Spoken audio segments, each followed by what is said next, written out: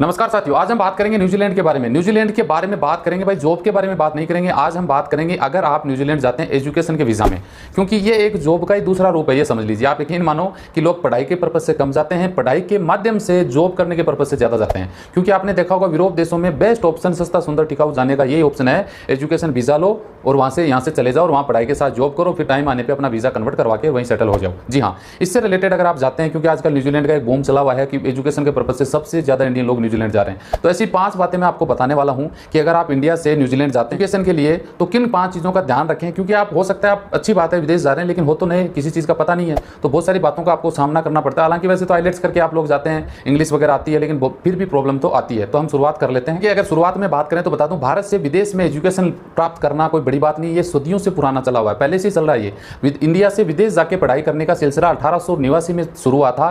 कब हुआ था? जब भारत की एक महिला थी, जी हाँ, कार्लिनिया सोराबजी, ये उनका नाम था। उन्होंने लंदन का ऑक्सफोर्ड जो कॉलेज है वहाँ ने वकालत की डिग्री की थी। अब तो अगर आप मानोगे तो भारत से लाखों छात्र रोज आते हैं, वर्ष में लगभग साल में लाखों लोग चले जाते हैं, जो America, Canada, England, Australia, New Zealand, चीन जैसे देशों में सबसे ज़्यादा जाते हैं। लेकिन अभी की बात करें तो सबसे ज़्यादा रुझान न्यूजीलैंड की ओर बढ़ा है। भारत के लोग बहुत ज़्यादा अभी जाने लग गए हैं लोग स्टूडेंट वीज़ा में। 35 साल तक के भी लोग ये मान लो स्टूडेंट वीज़ा में जा रहे हैं। क्योंकि आजकल मेरे पास इंक्वायरी आती है, उस आधार पर मुझे पता चलता है। मान लो कि आप साम दाम दंड भेद करके ऑस्ट्रेलिया, हालांकि देखिए ऑस्ट्रेलिया से रिलेटेड मैं रेगुलर वीडियो बनाने वाला हूं जिसमें बहुत सारी बातें जॉब से रिलेटेड आगे भी बताऊंगा, तो चैनल जरूर सब्सक्राइब कर ले, तभी आपके पास ये वीडियो पहुंच पाएगा।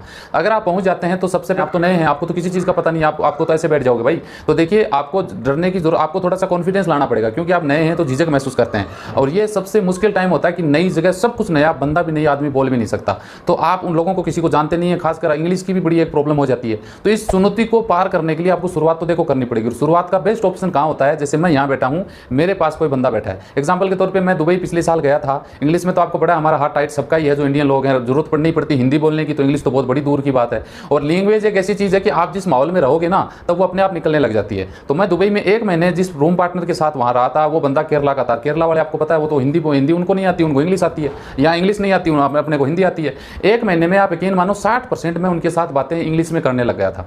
ये सच्चाई है। तो ये शुरुआत आपको करनी पड़ेगी, जस्ट पड़ोसी से शुरुआत कर लेंगे। 100% आप, चाहे आप होम स्टे में रह रहे हैं या फ्लैट में रह रहे हैं, 100% आपको बेनिफिट होने वाला है, आराम से सेटल हो जाओ। सेकंड नंबर पे बात कर लेते हैं साथियों, होम सिक महसूस करने के लिए तैयार रहें। होम सिक का मतलब ये होता है कि भाई आप मान लो घर छोड़ के पहली बार जा रहे हैं, तो आपको तो दिक्कत आएगी कि आप दूसरे देश चले गए। लोग तो घर छोड़ के दूसरे गांव चले जाते हैं, तो भी उनको घर को यार घर जल्दी चलना है। तो भाई देखिए, घर की याद आना, बेचैनी होना नॉर्मल सी बात है। तो इसके लिए आपको कुछ नया करना पड़ेगा। आप सुपर नए बंदे को बता दूं, कहीं पर भी कोई बाहर जाके सामान लेके आना, उसके लिए बड़ी टेढ़ी खीर हो जाती है, क्योंकि जानता ही नहीं किधर जाएं क्या करें, तो दिक्कत हो जाती है। सामान भी आप खरीद के नहीं ला सकते, चाहे आपको भूखा रहना पड़े। लेकिन इसके लिए चुनौती है, उसको स्वीकार आपको करना पड़ेगा। आपको एक माहौल क्रिएट करना पड़ेगा ताकि आपका ध्यान अपने इंडिया की तरफ से हटके वहाँ जहाँ है वहीं पे लग जाए। इसके लिए आपको बाहर निकल के आप घूम फिर सकते हैं, आप जिम ज्वाइन कर सकते हैं, या लाइब्रेरी नज़दीक में, या फिर आप अपना खुद का पढ़ाई कर सकते हैं, या फिर आप वहाँ पे जो लोग रहते हैं उनसे बातचीत कर सकते हैं, या फिर वहाँ से भाई इंडिया फ़ोन भी घुमा सकते हैं, ताकि थोड़ा आपका मूड है वो फ्रेश हो जाए। तो ये थोड़ा सा दुखी मन, आप विदेश में जाते हैं तो भाई मन दुखी न करके, ये प्रॉब्लम है उसको समाधान आपको खुद को ही करना पड़ेगा। हालांकि देखिए धीरे धीरे फिर सेटल हो ही जाता है। नंबर पॉइंट पे बात कर लेते हैं साथियों, लोगों से आप क्वेश्चन कर सकते हैं, जरूरत पड़ने पे मदद मांग सकते हैं। अब क्या होता है कि न्यूजीलैंड में आप एजुकेशन के पर्पज से वहाँ कॉलेज में भी जाना पड़ता है, स्कूल में भी जाना पड़ता है,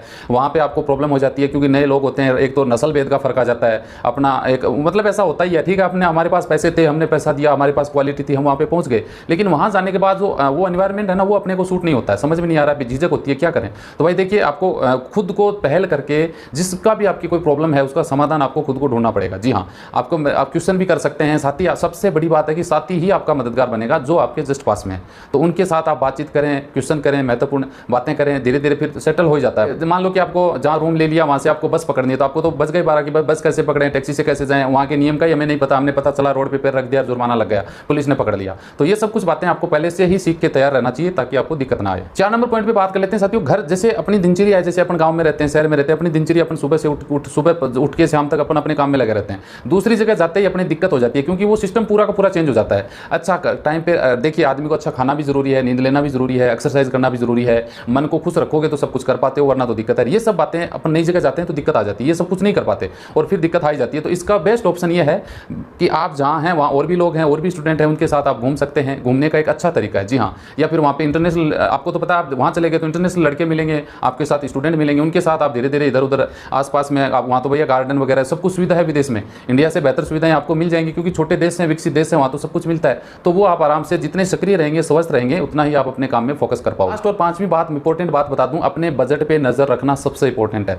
घर वालों ने जैसे तैसे करके आपको ब्याज पे पैसे उठा के, लोन पे पैसे उठा के आपको वहां तक भेजा है, और आपका पैसा ही आपके लिए इंपॉर्टेंट है, क्योंकि भाई पैसों को लेकर आप तनाव में रह सकते हैं। इसका कारण क्या है, मान लो कि आपको महीने के $300 खर्च करने हैं, आपने तो 10 दिन में उड़ा दिए पैसा खत्म हो गया, तो आप तनाव में आ जाओगे। एजुकेशन आप जिस पढ़ाई की जिस मकसद से गए उससे भी ध्यान आपका भटक जाएगा, समझ रहे हैं। क्योंकि न्यूजीलैंड जैसी कंट्री बहुत महंगी है, वहाँ पे बजट को मेंटेन करना बड़ा प्रॉब्लम क्रिएट होती है। तो पहले से पूरा शेड्यूल बना लें कि एक महीने में मुझे 300-400 इतनी डॉलर ही खर्च करनी है, तो उससे आप ज़्यादा न जाएं, नजदीक कंट्रोल करके थोड़ा थोड़ा पैसा खर्च करें ताकि आप महीना निकाल सके। अगर नहीं निकालोगे तो आपको प्रॉब्लम आ सकती है। अपना बार बार बैंक अकाउंट है वो भी चेक करते रहें, ताकि आपको महसूस रहे कि हाँ मेरा पैसा धीरे धीरे खत्म हो रहा है।